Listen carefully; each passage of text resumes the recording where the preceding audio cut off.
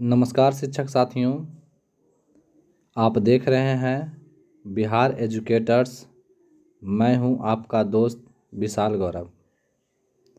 आप शिक्षक बहाली 2019-20 से संबंधित मुद्दाओं के बारे में जानकारी के लिए तथा बहाली कब पूर्ण होगी संबंधित सारी जानकारी के लिए हमारे YouTube चैनल को सब्सक्राइब अवश्य करें। दोस्तों, 26 तारीख को जो पटना में हुआ उससे संबंधित कुछ न्यूज़ हमारे सामने आ रही हैं।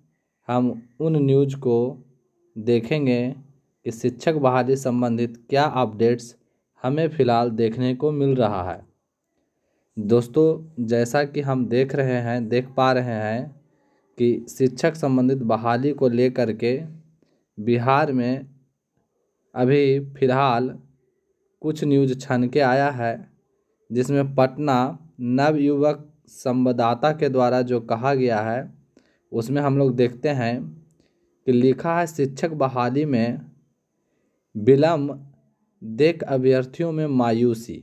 बिल्कुल दोस्तों, जैसा कि आप जान रहे हैं कि जो बहाली प्रक्रिया है जैसे जैसे डिले होते जा रही है वैसे वैसे अभ्यर्थियों में मायूसी देखने को मिल रहा है। चलिए पढ़ते हैं इस न्यूज़ में, आज का न्यूज़ में क्या लिखा हुआ है।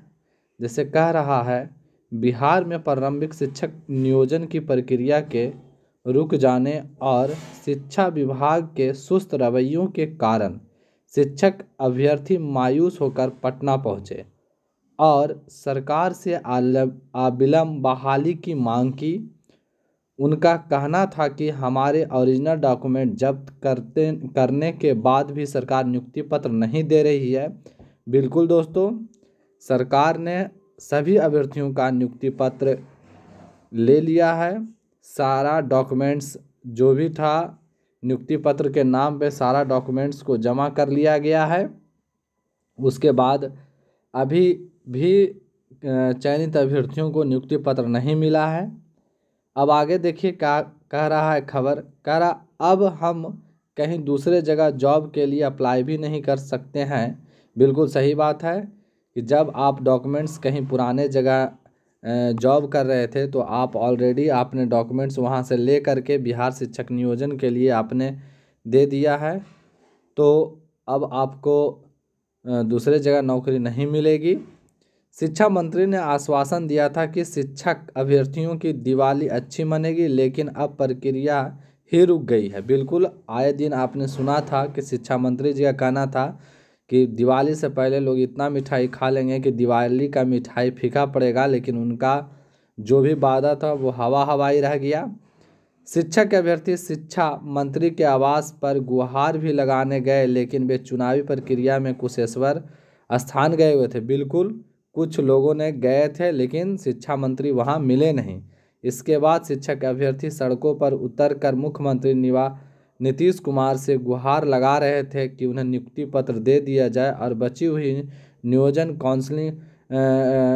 हुई इकाई में काउंसलिंग करवा लिया जाए। बिल्कुल दोस्तों, आप जान रहे हैं कि अभी बहुत सारे नियोजन इकाई है जहां काउंसलिंग नहीं हुआ है। बिहार प्रारंभिक शिक्षक अभ्यर्थी संघ के सौरभ कुमार ने कहा कि शिक्षा विभाग चाहता तो पंचायत चुनाव से पहले ही काउंसलिंग करवा लेता। बिल्कुल, आपके पास अगस्त से लेकर सितंबर के बीच में समय था, लेकिन वह ना ही काउंसलिंग करवा पाया और ना ही नियुक्ति पत्र वितरण की तारीख बता पाया।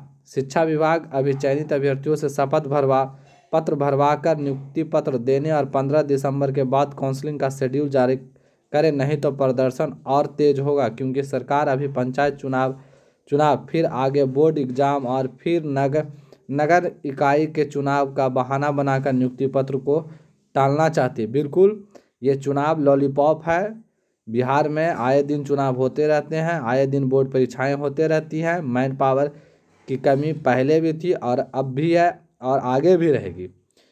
बिल्कुल, कह रहा मालूम हो कि बिहार में प्रारंभिक शिक्षकों की बहाली किसी न किसी कारण से पिछले 3 साल से लटकती आ रही है। बिल्कुल, ये सरकार इसको ठेला गाड़ी बना के रखा हुआ है और बार बार किसी न किसी कारण से इसको टालता रहा है।